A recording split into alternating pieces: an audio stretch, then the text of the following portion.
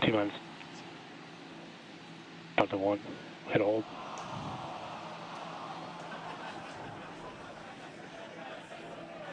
We did have a hold, and looks like the clock jumped back to T minus 40 seconds.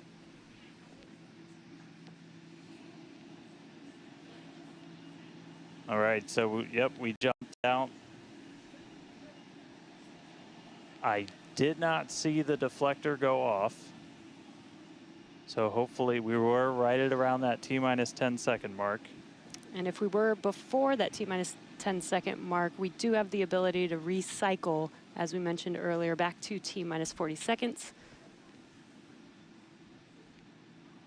So it looked like this time it was a ground side issue. We're taking a look at this real quick. So again, we're back at T minus 40. We're gonna hold for a little bit.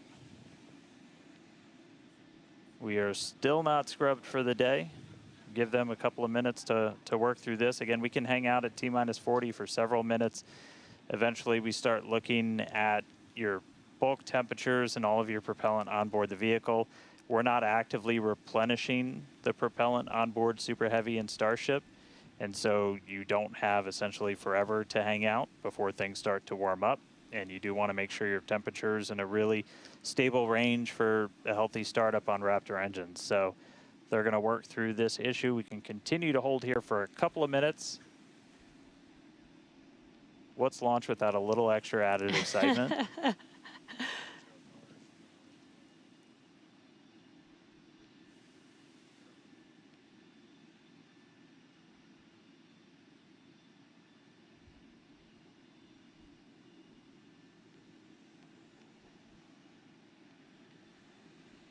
All right, so cumulatively, we've held for a little over 3 minutes between the two holds. Again, this is a ground side issue on our tower. The techs are looking through the data right now to see if it's something that we can either work through or if it would cause us to have to stand down. So we're continuing to hang out with them, holding at T minus 40.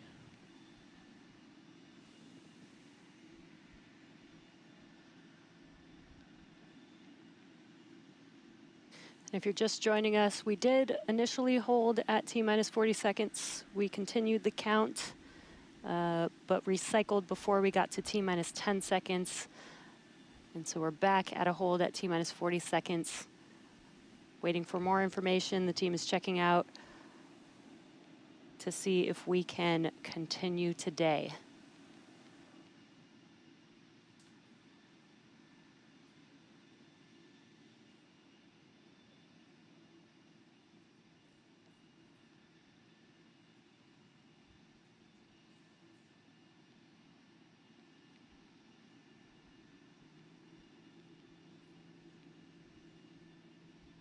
And we're continuing to hold here at T minus 40 seconds.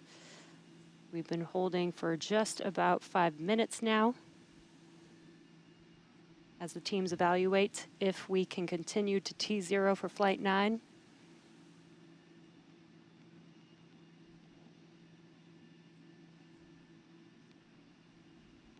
All right, so it sounds like we're coming to a resolution.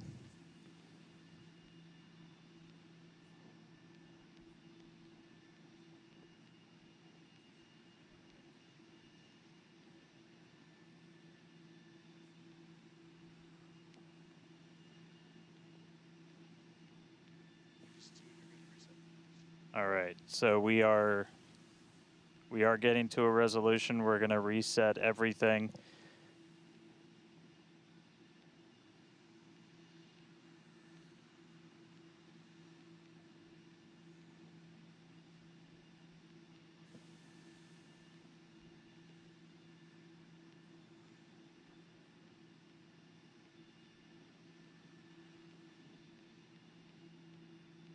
All right, so we're going to see the clock. It is now rolling.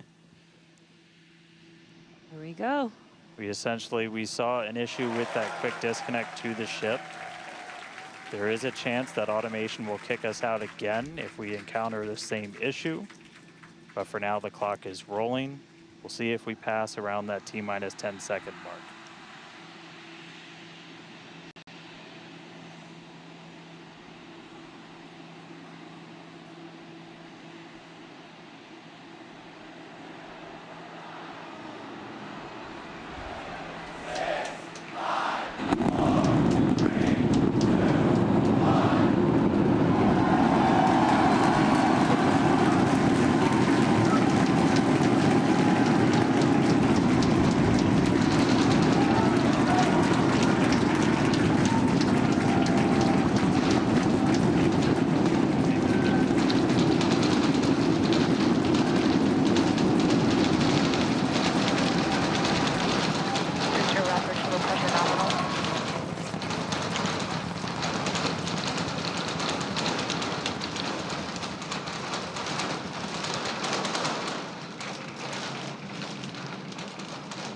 T plus Booster and 40 ship, seconds. avionics It's power, one telemetry hell of a nominal. sight from here. We see it arcing right over top of us. We see 33 out of 33 Raptor engines lit on Super Heavy as it starts to ascend skyward.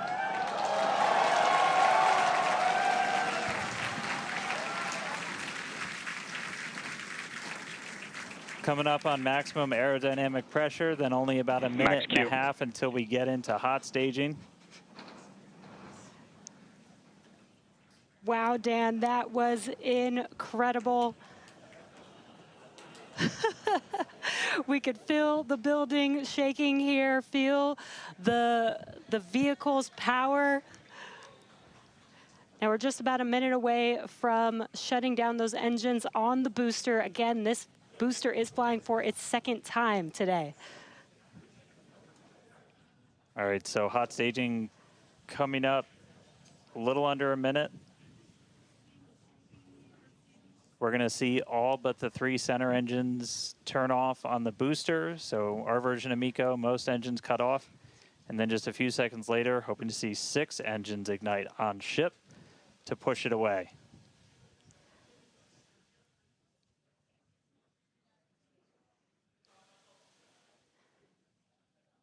All right, hot staging, about 30 seconds.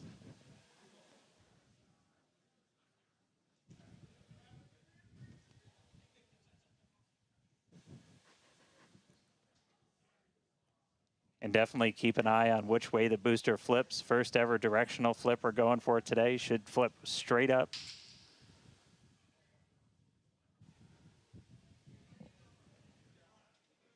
See those engines powering down? Booster engine cutoff. Ship ignition. Stage separation. Incredible flip by Super Heavy booster, and you can see those 6 engines, those 3 engines on the ship ignited. 6 healthy Raptors running on ship, on its way to space. Peek that engine view, booster doing the boost back. Chris, how's it looking over there in Hawthorne, man? It is looking chamber pressure is nominal. It is looking absolutely incredible here in Hawthorne. As we said, 6 healthy engines on ship. We've got 13 out of 13 engines on the booster. Now down to those 3, which is what we expect in the final moments of the boost back burn. Now, as a reminder, we are not recovering the Super Heavy booster today. We are instead going to do some... Boost back, shut down. And there we had a good shutdown of the boost back burn. Next up will be the jettison of that hot stage Ship ring. avionics, power, and telemetry nominal. Great call out there that everything looking nominal aboard the Super Heavy vehicle, which is returning to Earth, and we're going to be doing some experiments with it, including a higher angle of attack re-entry, as well as some engine tests as it gets closer to the Gulf. We are, again, because of these tests not recovering it, we are sending it to the Gulf on purpose to do those tests. But again, you see the booster on the left-hand side of your screen. You see ship with 6 healthy engines continuing its ascent to its planned suborbital trajectory. Everything going very well so far for Starship's 9th flight. Now 4 minutes, 15 seconds in. Great views from inside of the aft engine area of ship there, looking at those 3 sea level and 3 Raptor engines on the right-hand side of your screen. The booster doing its LOX dump, that liquid oxygen dump. So because we don't need some of that liquid oxygen propellant in its tanks, we vent that propellant out to lessen the booster's mass as it comes in for its landing. Just absolutely gorgeous views watching these 2 vehicles do their respective things in the skies over Texas here today. And Dan, we're approaching the 5-minute mark into the flight. Super Heavy is descending rapidly. What can we expect here in the next few minutes as it does its atmospheric tests? Yeah, now as we had talked about, Super Heavy might not have a very smooth ride down. We're going to be putting it through this higher angle of attack. So we're kind of pitching it up a tiny bit, increasing drag. We've done this in wind tunnels. We've done this in computer modeling. It shows that sometimes the control isn't great, but only one way to really prove it out, and that's to get real world data. So here comes Super Heavy. It should be igniting for its landing burn in just about 40 seconds from now. And we are going to relight 13 engines, then bring that down to 3 engines. As we talked about earlier, we will be intentionally shutting down. We will be shutting down one of those 3 center engines intentionally to push the limits of the super heavy booster. Ship Raptor, chamber pressure is nominal. And continuing to see 6 healthy engines on the ship. 3 sea level and 3 vacuum engines still ignited. When it's out over the as Gulf. the super heavy booster is making its way back down to Earth. You can see those grid fins doing some heavy work. Booster landing, start up. Ignited for our landing burn. Oh. Come on. Oh. That looked like a run. Yeah.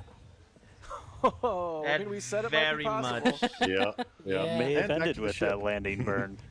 Now that's the big ticket. We knew that could happen with the booster. Does look like we lost telemetry panic about this. from the booster once we started into that landing This is the burn. big ticket item. Did you hear confirmation that the booster did demise? Plus 6 minutes, 50 seconds. So the booster's flight ending before it was able to get through landing burn, but again, we were not bringing that back. We were expecting it but they could be to part of the make a hard system splashdown that is in the placed Gulf. in the attic to also like We were getting live data back the entire time through that high angle of attack flight, so that was something that was really vital for us to get during this reuse. I want to preface one thing, okay? First reflighted booster in the If book. you see the vacuum Raptors shutting down while the sailors are still ongoing, that is the planned shutdown sequence for Seiko, okay? In about 2 minutes, it's we just expect that, you know, all 6 flight Raptor 7 and 8, engines that was to not shut the plan, down. right? That will the plan be will Seiko, be to shut down first the vacuum engines, engine leaving the stage center engines shut running off. for a few more seconds. And these are some roughly 30 incredible seconds, if I'm not views, mistaken, Dan, is from the what aft we end of should the see. ship. So, Watching as the engines stay ignited with the Earth in the background. Is burning right now, like all 6 Raptors As are burning. always, You the just can't Starship avionics team, the techs. I think we just heard the booster. But, all right, we got about a minute left into this burn. All eyes definitely on ship as we get through the final stages into its ascent. We're expecting it to start to cut those engines off in about 45 seconds.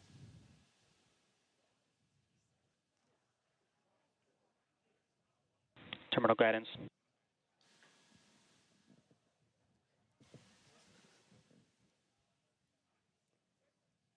All right, just about 30 seconds to go. We're in terminal guidance in the final stages of this ascent burn.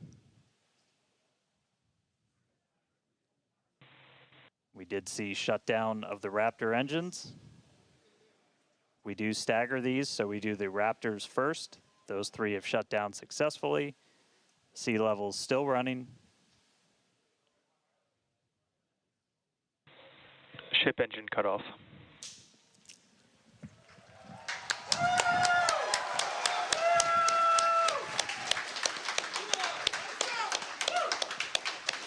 Ship engine cut off, the 3 most beautiful words in the English language. And great call out that we had nominal insertion.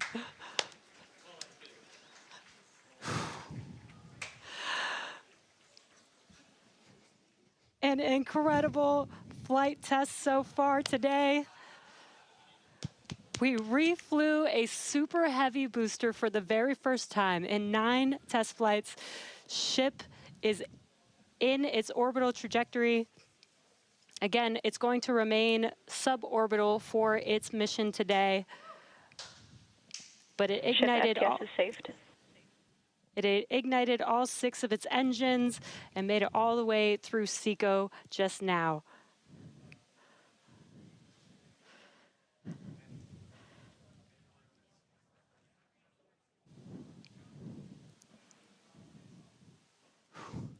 What a moment. Incredible. All right, but I mean, that's, still lots to come for the rest of this flight. Per usual, I need to collect myself. Hey, Chris, how's it going over there in Hawthorne, man? How's everybody doing? I think the elation and the excitement and the happiness at what we just saw achieved carried through across all of our sites. What An incredible view to see Starship back orbiting the Earth just under 11 minutes into our mission. Absolutely exciting to see all of this, and super pumped especially to see all of the team's hard work in action here today. As guaranteed, it has been an exciting evening so far for Starship's 9th test flight. We lifted off a little bit after 6:30 p.m. after a couple of holds that were triggered at the T-minus 40-second mark, but we were able to clear those, one on the Raptor, one on the tower, and we were able to lift off successfully from Starbase. 33 out of 33 Raptor engines lit on the Super Heavy, all 6 engines lit on ship, bringing it to its planned suborbital trajectory around Earth. But as Dan said, we've got a lot still coming up in our flight sequence. So coming up at about T plus 18 minutes, 26 seconds, we'll have the first deployment of simulated Starlink satellites planned from Starship. That will be followed at about T plus 37 minutes and 49 seconds by the relight of a single Raptor sea level engine in space. This is going to help us gather data on our ability to do a deorbit burn for future Starship missions that will go orbital. And then, of course, one of the biggest tests yet to come is the new heat shield modifications to Starship. And that'll start with re-entry into Earth's atmosphere at about the T plus 45-minute mark, which should take about 16, 18 minutes to complete. And now today's reentry is going to test that heat shield like we said, specifically how Starship will hold up to 100 missing heat shield tiles on its thermal protection system. Now, we purposely took those 100 tiles off over very critical areas of the vehicle to be able to safely test on a flight like this suborbital trajectory into the Indian Ocean what might happen on an operational flight in those areas if we were to lose the primary heat shield tile over Starship. So very critical test coming up. And then after that, we'll have the final descent where we will again be pushing Starship to its limits. We definitely pushed the booster to its limits today to gather data, and we're going to be doing the exact same thing on that ship, seeing how the ship handles various flight conditions that we will need it to fly in as we look to one day soon bring ships back to Starbase for catch and reuse. Now, while there are payload simulators on Starship for deployment today, as we will see in a few minutes, the primary data and the primary payload for today is the data. And today, just like with Starship's previous test flights, that data is coming to us courtesy of our Starlink network. In fact, it is from Starlink that you are seeing these wonderful views of ship in space right now. So, and I can't wait to see Starlink really provide those epic views and that data transmission during reentry, which is very, very critical to getting that data during reentry. So, Dan and Jesse, it's been an exciting day so far. There's more to come as we get ready for Starship's first ever payload deploy. What can we expect next here in the next few minutes? Thanks, Chris. Just going to reiterate, thank you to the Starlink team for these incredible views today. In a few minutes, Starship will deploy 8 Starlink simulators, similar in size to our next generation Starlink satellites. The Starlink simulators will be on the same suborbital trajectory as Starship, meaning they will passively re-enter the atmosphere, just like Starship. With tests like these, we can see how Starship's payload deploy systems work in flight while ensuring that the simulator satellites pose no safety risk to people on Earth or for other satellites in orbit. Now, this also ensures that any parts of these simulator Starlink satellites that do survive reentry splash down harmlessly in the middle of the Indian Ocean. And then before we get there, though, we're going to have to open up that payload deploy door. So we've only ever done that one time before. Pretty sure it was Flight 3. Someone on the internet, please check me. But that was the only time we ever opened it. And we've had Starlink simulators on the last 2 flights, but we haven't gotten to this moment yet where we're able to open up the payload door and start deploying these. It's going to be pretty cool. We've got them stacked inside of the Starship payload bay, and we'll have potentially a couple of views. You saw one camera pop up. Oh, there we go. Look inside of the payload bay of Starship. You can see them stacked down in the middle of your view. There's kind of 4 on either side, so they're sandwiched on top of each other, a stack of 4 right behind each other.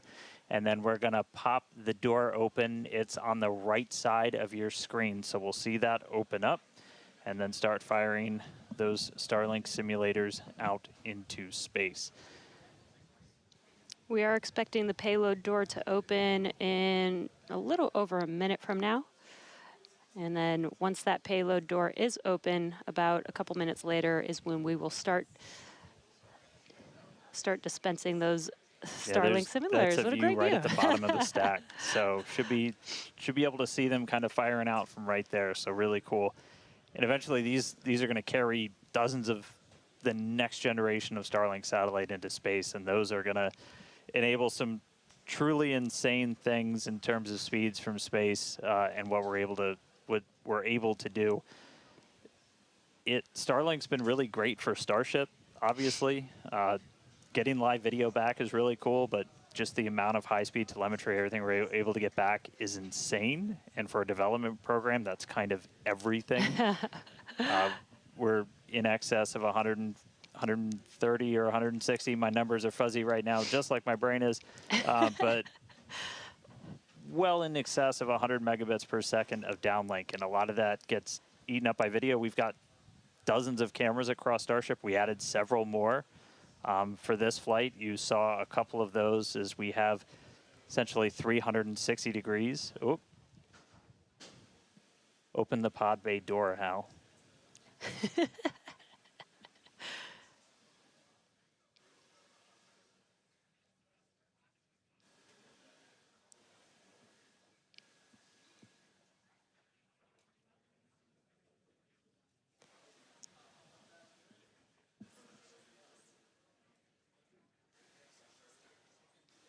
Now we are expecting the payload door to open any moment now, so we're watching out for that. Again, you're looking at the inside of Starship as it's suborbital.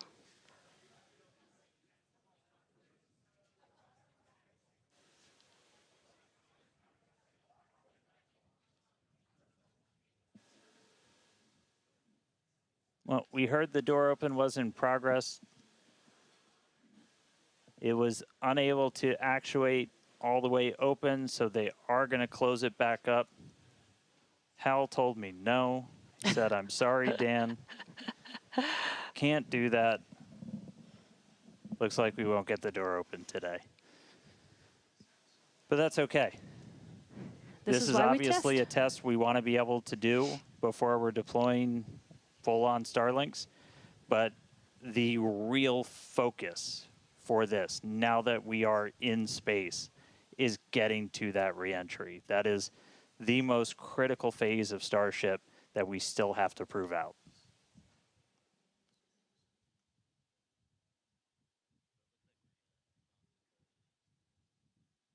All right, well, so it does look like we're not going to be able to deploy Starlinks today, but we should have pretty frequent views from Starship. They might cut in and out every once in a while, but should be pretty regular.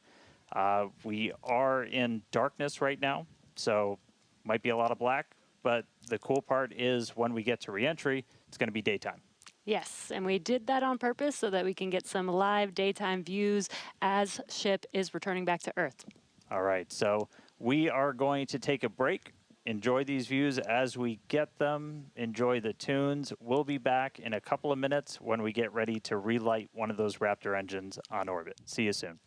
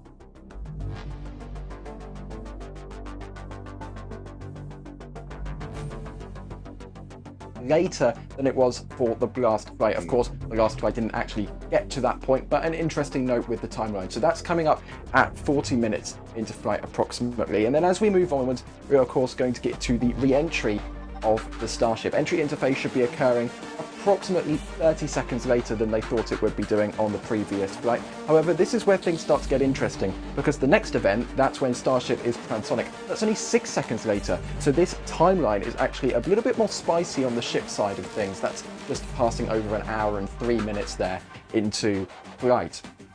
We're then going to go through the supersonic regime. Transonic will then be subsonic again 6 minutes later than the previous flight. And if I pause it here again, only 5 seconds later for the landing flip. This is 1 hour, 6 minutes and 11 seconds into flight here for the ship. And then of course we will get, fingers crossed, if we make it through re-entry, a exciting landing. That burn starting 10 seconds earlier than was planned on the previous flight, and then splashdown occurring 12 seconds later than was planned on the previous flight. 1 hour, 6 minutes and 38 seconds after leaving Starbase. Fingers crossed the ship should make it to the Indian Ocean. And one more thing just to check out very quickly, where actually will the ship be landing? Let's take a look at the re-entry zone here. Leaving Australia, this is the Indian Ocean. We of course have our airspace closures for Madagascar, Mauritius and Australian airspace. The ship will be coming from Africa over, clipping the south of Madagascar and then slowly coasting. We'll start re-entry around this area here. This is where we'll start to see plasma generating on the belly of Starship. It will then re-enter the atmosphere, and hopefully if it's in the same location as the previous flights, we will see a soft splashdown, or at least a splashdown, around this area here in Australian airspace. Yeah. Yep. Thank you, Ryan, for that. We have a breaking news update. Yeah, so it's not. I'm not saying the big alarm yet. I'm like I have like multiple alarms. I'm pushing the medium-sized alarm. The ship is definitely giving me a bit of like 28 vibes.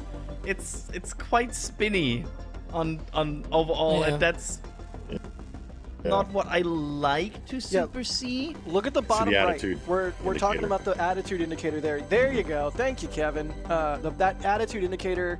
I mean, maybe it's just doing a, maybe it's just doing a barbecue roll. It's just doing like a thermal management. Oh, can we go full screen? There we go. Yeah, that's or maybe ship it's 28 out of vibes. Control. It's sort of actually more like ship 34, but without the engines. It's interesting. It's gonna be an interesting re-entry. They're not. Let's say that. It doesn't look like they're able to get stable video off of it, perhaps because of attitude control issues. Clearly speculating here. I'm speculating just based on the graphic, but you see how it's intermittent like that, and then the ship will roll to a point where the dish can no longer have a connection, and then they lose it again. That's what it seems like, anyways. Who would have thought that Block 2 will repeat the same 3 first flights of Block 1?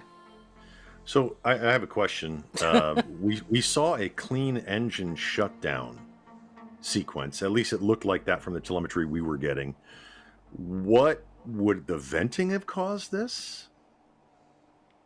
I'm trying to figure out what forces on this vehicle would have 30 minutes into today's flight test and stuck open. And the ship is on its suborbital trajectory, as you can see in some of the views and from some of the telemetry. We are in a little bit of a spin. We did spring a leak in some of the fuel tank systems inside of Starship, which a lot of those are used for your attitude control. And so at this point, we've essentially lost our attitude control with Starship. We are still on a path toward re-entry. We are suborbital, so no matter what, we are going to enter. However, this lowers the chances for it to be a controlled re-entry.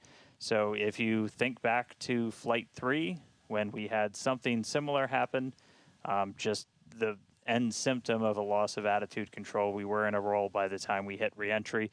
So we are going to re-enter. We should hopefully still have views.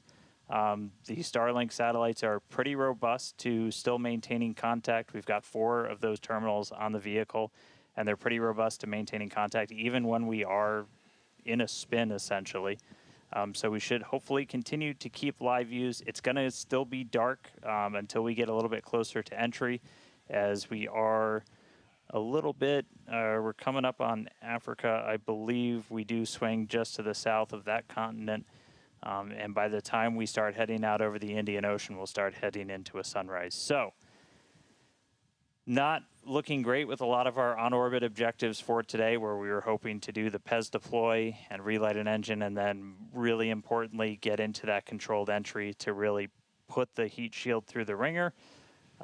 Nonetheless, Starship marching forward towards that re-entry over the Indian Ocean, so we'll continue to hang with it and give you any updates as things continue to change.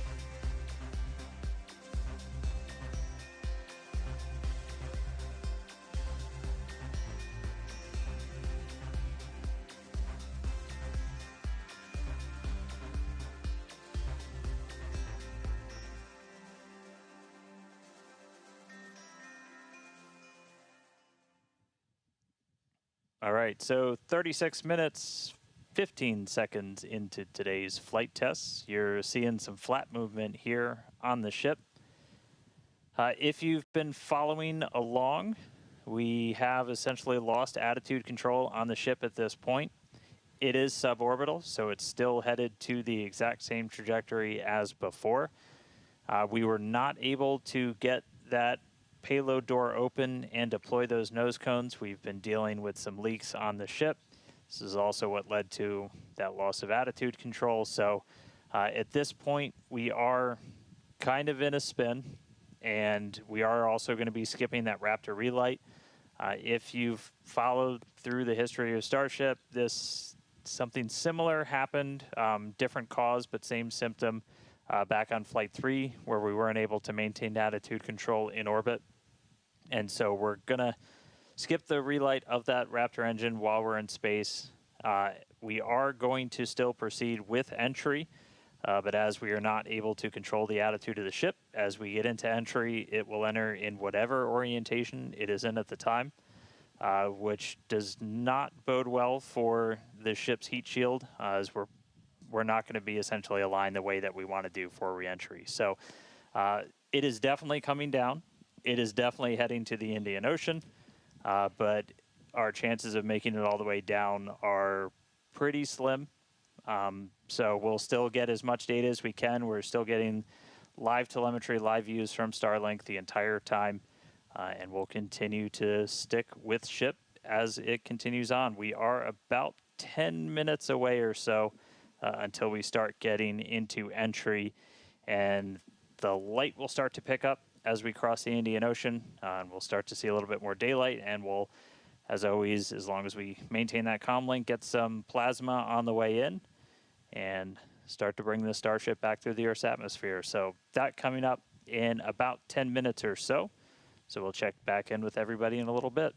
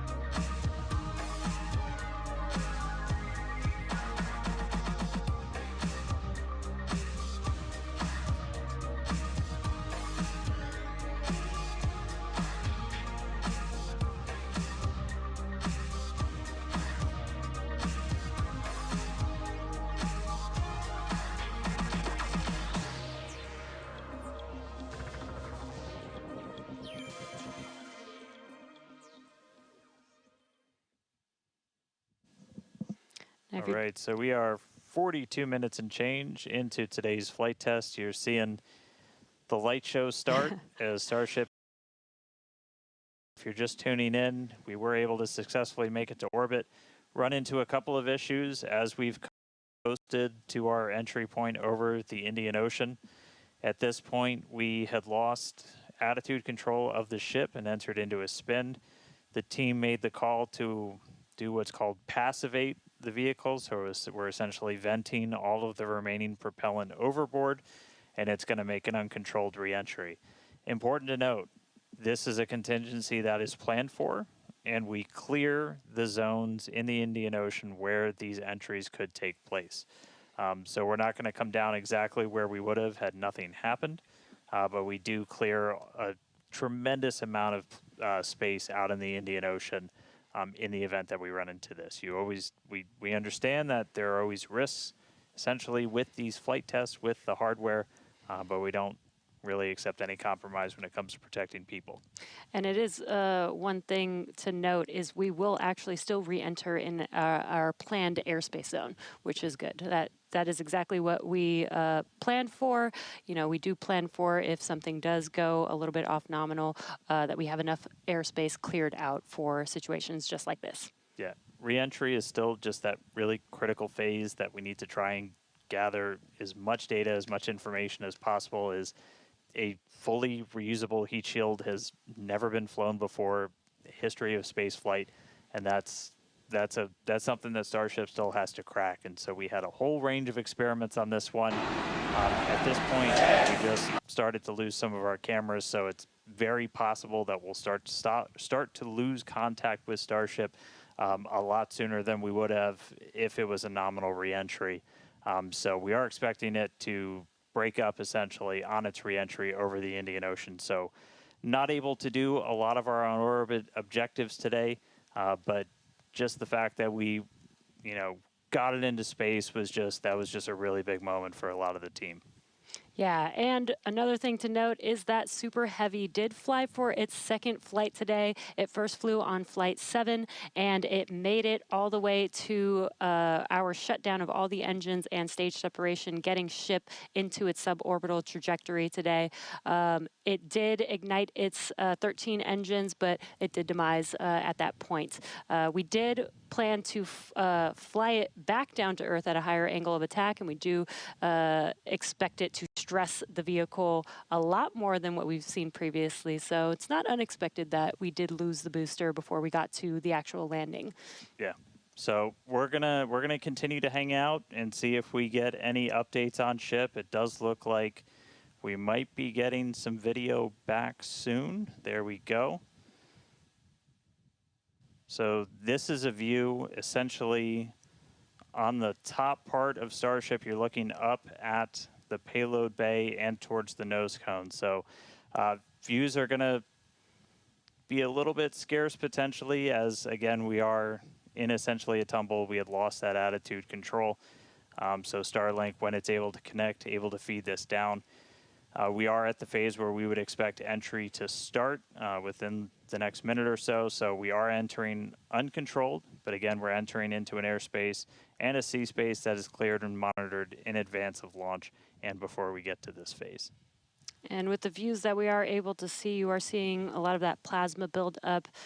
During reentry, we do expect the vehicle to see about 1400 degrees Celsius, and there you can see the flap feeling that temperature there, a little bit melting away.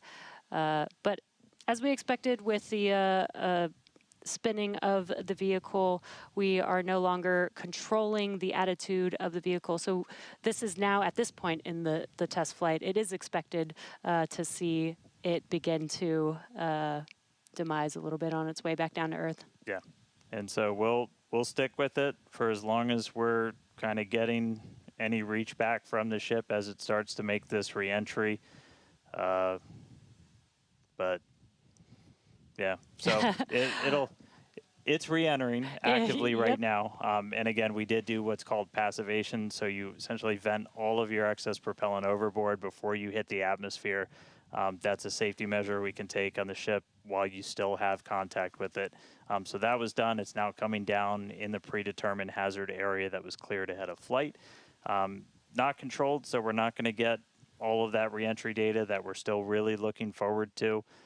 This is kind of a new generation of ship. It has different flaps, improved heat shield, a whole lot of things that we're really trying to really put through the ringer, as there's a whole lot we still need to learn before we get to kind of the next step that we're hoping for, which is going to be that ship going orbital and eventually coming back here for a catch. So getting through one of these fully is going to be really important. It's not going to be today, but we are just going to stick with the ship, see what else we can learn as it makes its way through the atmosphere and brings an end to the 9th flight test. So we'll stick with it.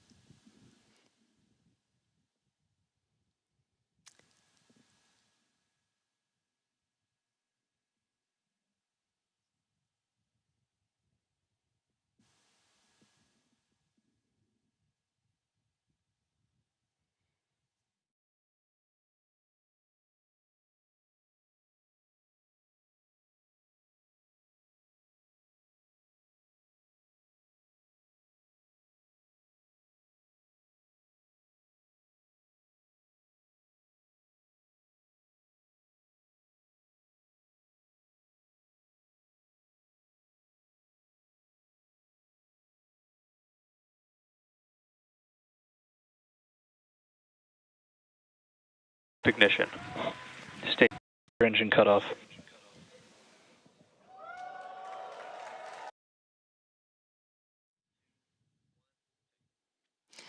If you're just now joining us, we did have an on-time liftoff from Starbase, Texas at 6:30 p.m. Central Time of the Flight 9 vehicle. We did have some incredibly stressing objectives today. The Super Heavy booster flew for its second flight. It first flew on Flight 9 and made its way to take ship all the way up to stage separation, doing its second flight ever, which is pretty incredible. We did lose the booster on the way back down, as we did fly it back down at a higher angle of attack. So as expected, we did have it demise on the way back down. Yeah, we were able to get all the way to that landing burn, though. So we made it through that higher angle of attack. So a lot of great data that's going to help us improve those future booster flights. Yeah, we did do the directional flip, and it worked. Yep. It was actually Flipped a great right view direction. that we saw. And then ship continued, 6 healthy Raptor engines in the beginning of its flight, making it all the way to Seco and coasting for quite a while. We made it to the expected time that we would open up the payload door. Unfortunately, the door did not open as we expected it to, so we did not deploy the 8 Starlink satellites. Yeah, we ran into a couple of issues once ship got there, but I can tell you it was a pretty crazy moment for a lot of the people that were standing here for ship to make it there. It's been a couple of flights, but it was really exciting to see. Ran into some issues on orbit. We weren't able to deploy the Starlinks. We eventually lost attitude control, dealing with some propellant links inside of the ship. And we did lose attitude control. And just to confirm, we did lose contact with the ship officially a couple of minutes ago. So that brings an end to the 9th flight test. So still a lot of work to do, but really big moment. Chris, how's everybody doing over there in Hawthorne? What's the vibes, man? Yeah, you know, I mean, it's a test program, and that's what we're here to do. We're here to learn, and that was definitely the vibe and the atmosphere here at Hawthorne. Would have been great to see ship get all the way through its objectives today, but with all of that data that came down through the Starlink system, we're definitely going to learn it, and we're definitely going to fix that and push forward. Also, great to see the responsible engineers here in mission control, talking with the flight control teams in Starbase. We talked about how it's great having that expert knowledge on console to be able to go to at a moment's notice, and that really helped us make the right decisions in orbit today when we decided to passivate the vehicle. So we will be here looking forward to Flight 10 and some success on future flights. All right, well, obviously congratulations to everybody that poured so much time, effort into getting this ship, this rocket off the pad. The last 2 months have been an absolute gauntlet for a lot of people, and we're continuing to learn more about this ship, about this rocket. We are trying to do something that is impossibly hard, and it's not always going to, you're not going to reach it in a straight line. We said there's going to be bumps, there's going to be turns, but seeing that ship in space today was a hell of a moment for us. So congratulations to every single person who put time, effort, sweat, anything into that rocket. Yeah, this is exactly the SpaceX way. We're going to learn, iterate, and iterate over and over again until we figure it out. So thank you to everybody for tuning in. Thank you for the fine people of Cameron County, including the residents of the newest city of Starbase, as well as the Coast Guard, Federal Aviation Administration, Government of Mexico, as well as the Australian Space Agency. All right, now, this is not the end. We're going to have a whole bunch of cool liftoff stuff, so be sure to follow us on X at SpaceX for more, and we will see you back here for Flight 10. Thanks for tuning in.